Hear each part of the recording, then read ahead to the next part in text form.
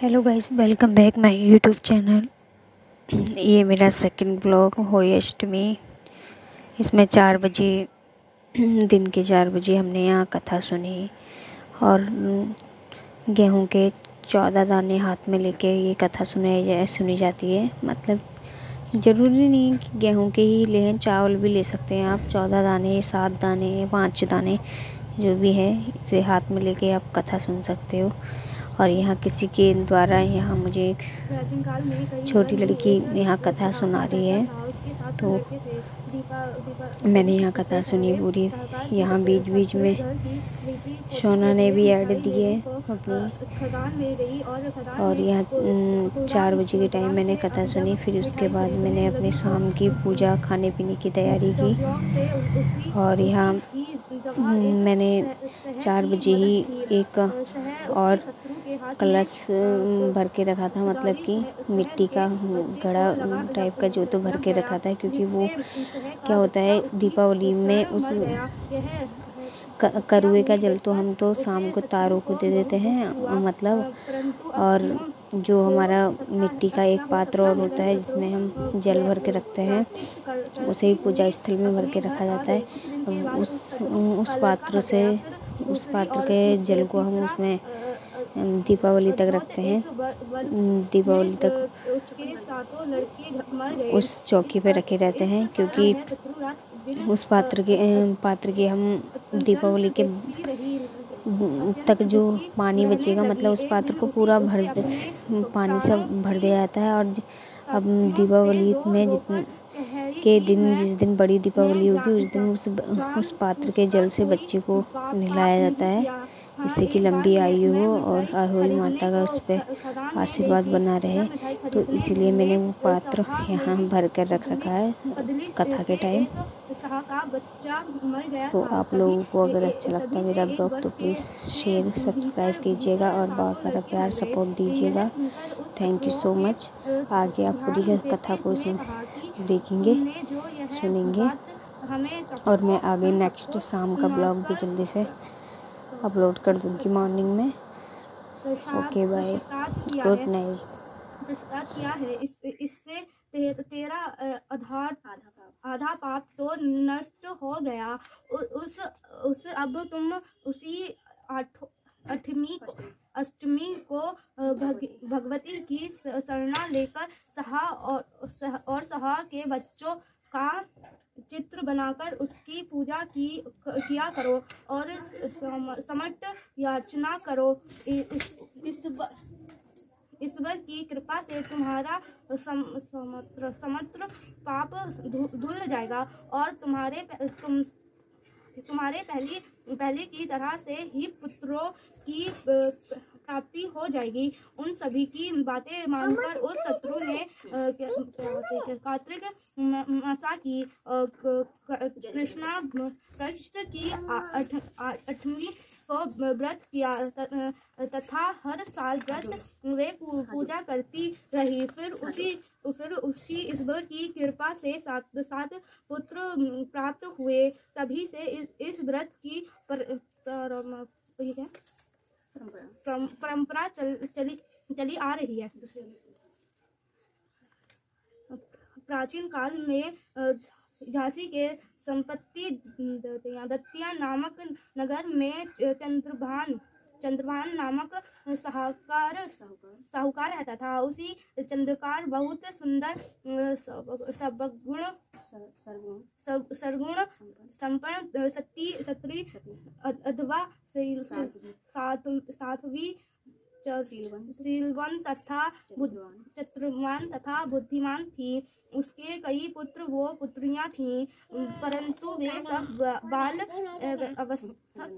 अवस्था में ही मृत्यु को प्राप्त हो गई। इस प्रकार संतान के मर जाने का उन्हें बहुत दुख था। वे पति वो पत्नी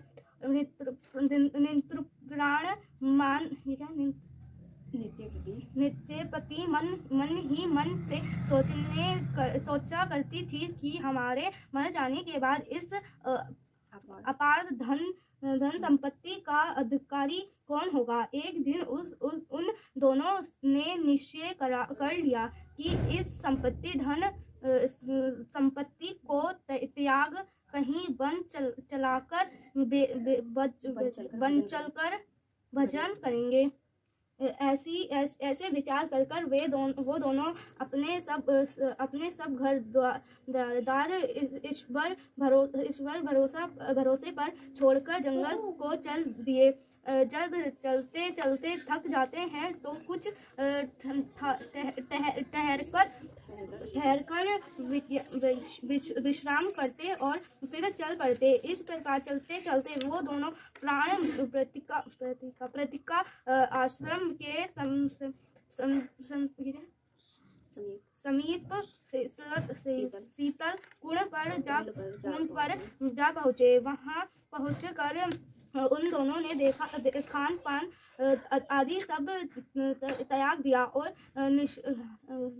निहार अपने प्राणों को त्याग देने का निश्चय कर लिया। इसी तरह वे विन हाकर और जल पान के जब 7 दिन व्यक्त कर दिए, तब 7वें दिन आकाशवाणी हुई कि तुम दोनों प्राणी अपने प्राण मत त्यागो। यह सब दुख तुम्हारे लिए पूर्ण पापों से भोगना पड़ा है। सो अब तुम अपनी शत्रु से हुई 8वीं जो कार्तिकी मास के कृष्ण पक्ष में आए, उसी 8 को हुई माता का व्रत और पूजा करवाओ। तब हुई नामक देवी प्रसन्न होकर तुम्हारे सामने दर्शन देंगी। तब तुम उससे अपने पुत्रों की दीर्घायु मंगल लेने और व्रत के दिन तुम्हें रति को राधा कृष्ण में सना करने तत्पश्चात इस आकाशवाणी के अनुसार चंद्रभान की स्त्री उसे चंद्रिका ने बड़ी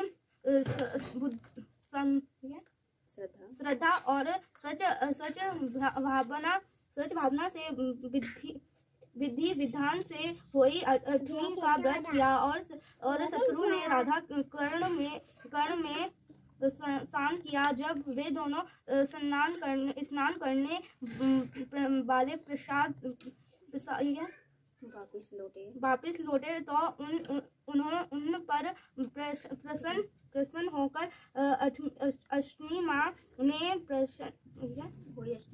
प्रत्यक्ष दर्शन देकर वो वर मांगने को कहा। तब उस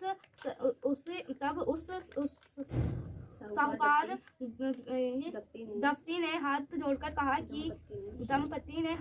कहा कि हाँ माँ, मेरे बच्चे का अन्य में ही मृत्यु क्यों प्राप्त हो जाती है। सो आप बच्चों की दीर्घायु होने का ध्यान देने की कृपा कीजिए। अष्टमी माँ ने उन दोनों की मनोवृत्ति को जानकर उन्होंने मुंह मानकर वरदान दे दिया। यह कहकर अष्टमी माँ वहीं अंत ध्यान हो गई। इसके बाद साहूकारियानी लौटकर अपने घर आ गए और अष्टमी माँ की कृपा से कुछ ही दिनों बाद गुणवान पुत्र हो गए और बुद्धिमान पुत्र पाकर अत्यंत विभोर हो गए, आनंद विभोर हो गए। अष्टमी माँ की कृपा से इस लोक में शून्य भोगकर व्याकुंठ को चल गए।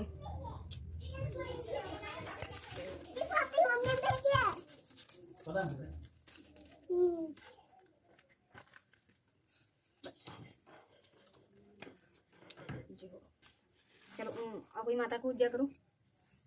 जय हो माता। नीचे बैठ के जय करो। मुझे आशीर्वाद दे रहे हो। ओह लो माता जय हो। आगे बच्ची लेके आई। जय हो माता। ये भी माता है। जय हो अहोई माता। नीच होना को लंबी उम्र देना। जय हो अहोई माता।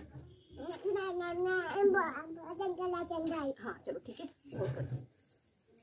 बाय।